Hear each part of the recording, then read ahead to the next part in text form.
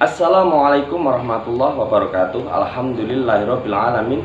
Assalatu wassalamu ala asrofil anbiya wal mursalin sayyidina wa maulana Muhammadin, amma ba'd. Kepada sahabat-sahabat subscriber semuanya dimanapun kalian berada, semoga panjenengan selalu diberi limpahan rahmat oleh Allah Subhanahu wa taala dan kecintaan kebaginda Nabi Muhammad SAW, sehingga keberkahan menambah rezeki, kesehatan, keselarasan dan kebaikan kepada kita semuanya. Baik sahabat yang dirahmati Allah Subhanahu wa taala, sebelumnya kita membahas tentang apa yang akan saya bahas di kesempatan ini. Kita sholawatan dulu untuk menambah kecintaan kebaginda Nabi Muhammad sallallahu alaihi wasallam. Allahumma shalli wa sallim wa barik alaihi wa ala alihi. Allahumma shalli ala sayyidina Muhammad wa ashghili dhalimin bi dhalimin. Allahumma shalli ala sayyidina Muhammad wa ashghili dhalimin bi dhalimin wa arijna min bainihim salimin wa ala alihi wa sahbihi ajma'in. Baik sahabat yang dirahmati Allah Subhanahu wa taala, di pembahasan kali ini saya akan membahas tentang hal yang sangat dirasakan oleh masyarakat. Apa itu? Tentunya hal yang kadang merugikan masyarakat. Sahabat yang dirahmati Allah Subhanahu wa taala, mungkin panjenengan pernah dengar apa itu yang dinamakan dengan pesugihan, di mana pesugihan ini banyak sekali dan bukan hanya satu dua pesugihan saja sahabat, akan tetapi ada beberapa pesugihan yang akan saya bahas di kesempatan ini sahabat, yaitu pesugihan babi ngepet, di mana pesugihan babi ngepet ini diceritakan bahwa tidak hanya ada di Indonesia, akan tetapi pesugihan ini juga pernah dialami penduduk Amerika Serikat, di mana seorang manusia yang mengabdi dengan iblis, dengan jin, dan manusia ini berubah menjadi seekor babi. Jika sudah berubah menjadi babi, dia akan lari, akan masuk ke tempat-tempat penduduk, dan sistemnya itu menyerot atau menyedot uang yang dia lewati. Sahabat yang dirahmati Allah Subhanahu wa taala, di Nusantara sendiri hal ini juga banyak terjadi. Ada yang ngendikake bahwasannya pelaku babi ngepet ini dia melakukan ritual di suatu tempat, di mana tempat ini yang sudah disiapkan sedemikian rupa, dan di situ juga ada pawangnya. Diceritakan sahabat, bahwasanya orang yang ingin memiliki pesugihan babi ngepet ini harus berdiam diri di situ dan mungkin membaca mantra-mantra yang bagaimana. Terus beliau harus sampai bertemu dengan raja babi hutan.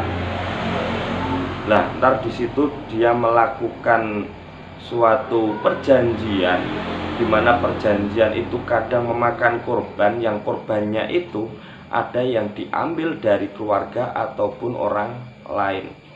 Makanya banyak sekali sahabat, kadang kita lihat di suatu tempat itu ada semacam sajen yang diletakkan di jalanan. Nah, itu kita harus hati-hati. Kehati-hatian kita Yang penting kita berdoa jika mau berangkat yang melewati jalan raya.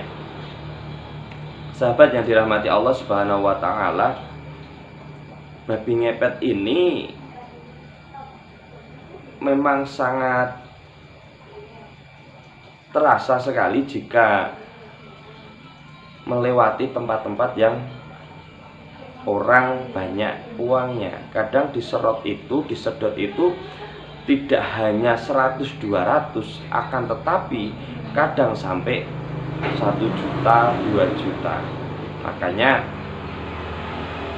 pelaku babi ngepet ini sangat cepat sekali mengalami perubahan. Perubahan apa? Tentunya perubahan tentang harta, kekayaan. Sahabat yang dirahmati Allah Subhanahu wa taala, pastinya pelaku ini kenapa sampai mau melakukan ritual ini sehingga menjadi ekor babi? Itu tentunya dia ingin kaya. Mungkin hidupnya gengsi dengan sekitar, atau dia memang ingin cepat kaya tanpa adanya kerja, tanpa adanya ikhtiar, tapi dia ingin terlihat sukses walaupun dengan cara seperti itu. Setelah beliaunya ini melakukan perjanjian dengan raja babi hutan ini, siap untuk menjadi ngepet atau babi ngepet tersebut, dimana biasanya pelaku ritual babi ngepet ini juga sudah mengadakan kesepakatan dengan pasangannya, karena pelaku babi ngepet ini harus tidak hanya satu orang, dimana yang satu itu keluar menjadi babi dan mencuri uang-uang ini, yang satu harus di kamar yang tertutup, dimana di situ disediakan sesajen, dan sesajen ini juga ada semacam api. Kalau orang di kaki ada yang lilin, ada yang dian, dimana di situ ada apinya.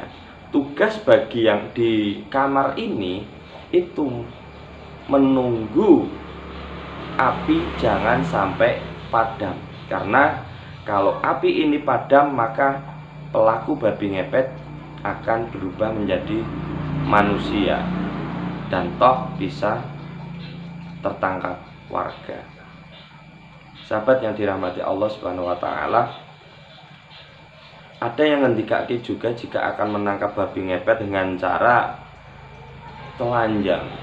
Kalau sudah lihat itu ada babi ngepet, maka yang menangkap harus telanjang dada untuk bisa menangkap babi ngepet ini. Dan babi ini waktu menjadi babi ngepet, dia menyedot uang-uang ini, uangnya ditampung dalam perutnya. Makanya kalau tertangkap banyak sekali yang bunuh dan disedot, itu terlihat uangnya.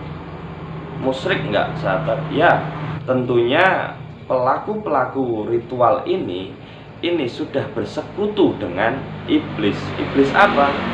Iblis raja babi hutan. Dan uniknya sahabat, kadang-kadang pelaku-pelaku seperti ini itu terlihat ibadahnya yang luar biasa. Terlihat, bukan melakukan. Masya Allah. Jadi sahabat yang dirahmati Allah Subhanahu wa taala, semoga kita masih dijaga keimanan kita kepada Allah Subhanahu wa taala, dimana kita mungkin sedang diuji oleh Allah untuk sabar, untuk ikhlas bila mana kita masih diberi rezeki yang sedikit. Semoga kita dijaga dari hal-hal yang menjerumuskan kita ke api neraka Allah Subhanahu wa taala. Ada pertanyaan sahabat, bagaimana caranya agar rumah kita itu tidak kemasukan hal-hal seperti ini. Dengan cara apa? Biasanya sahabat ada yang ngendikake bahwasannya di rumah itu ditulislah lafal Umar Al-Faruq, ditulis saja Umar Al-Faruq, terus dibikin kayak kaligrafi atau semacamnya, dipajang di rumah.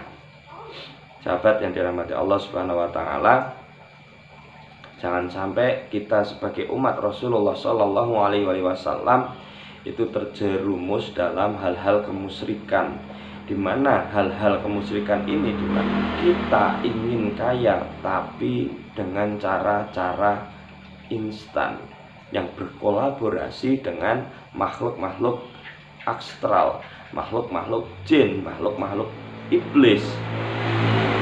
Karena kita sendiri yang akan rugi. Jadi sahabat yang dirahmati Allah Subhanahu wa taala, mari kita jaga keimanan kita, ibadah kita, keluarga kita, anak-anak kita, dzurriyyah kita. Kuatkan keimanannya. Baik sahabat yang dirahmati Allah Subhanahu wa taala, sedikit tentang cerita atau pesugihan babi ngepet. Masya Allah, jangan sampai kita melakukan seperti itu, karena kita masih bisa berikhtiar, kita masih bisa kerja, kita masih bisa nyuwun sama Allah Subhanahu wa ta'ala. Ya memang dalam segi duniawi, segi zahir terlihat kaya, kita tercukupi, apa-apanya tercukupi. Tapi setelah meninggal harus menanggung akibat dari kemusyrikan yang dilakukan, yaitu dengan cara mengambil pesugihan babi ngepet ini. Ada yang ngendikake setelah meninggal ini dia harus ngabdi dengan raja babi atau iblis yang memiliki raja babi hutan ini. Masya Allah, sangat mengerikan sahabat sebenarnya. Jadi ini sebenarnya kalau panjenengan melakukan seperti itu, panjenengan dulu sendiri yang rugi. Karena apa? Di mana kita merasakan kebahagiaan dengan harta yang melimpah, tapi di sisi lain kita harus menjadi hewan dan merasakan kebahagiaan harta itu berapa tahun? Karena kita harus meninggal, kita harus menanggung setelah meninggalnya sampai di yaumil kiamah. Setelah yaumil kiamah kita harus menanggungnya di hadapan Allah Subhanahu wa ta'ala. Sahabat yang dirahmati Allah Subhanahu wa ta'ala, sedikit cerita tentang pesugihan babi ngepet. Ini bukan saya menakut-nakuti, tapi mengingatkan untuk saya sendiri, untuk panjenengan juga, untuk kita semuanya. Karena memang pesugihan babi ngepet ini dari zaman sejarah nenek moyang kita, dari zaman dahulu kala itu juga sudah ada, seperti warisan yang buruk. Jadi ini ilmu-ilmu hitam, ini ilmu-ilmu hitam, dimana orang ini bersatu dengan jin dan iblis, berubah wujud menjadi babi ngepet. Naudzubillah min dzalik. Baik sahabat yang dirahmati Allah Subhanahu wa taala, banyak kata salah mohon maaf karena saya juga masih belajar di mana kita selalu bercerita tentang sejarah, mitos dan mitologi dan lain sebagainya yang bisa kita bahas demi kebahagiaan hidup kita. Banyak kata salah mohon maaf. Tetap di channel kami Gus Blangkon, saya cukupi. Wallahu muwaffiq ila aqwamit thoriq. Wassalamualaikum warahmatullahi wabarakatuh.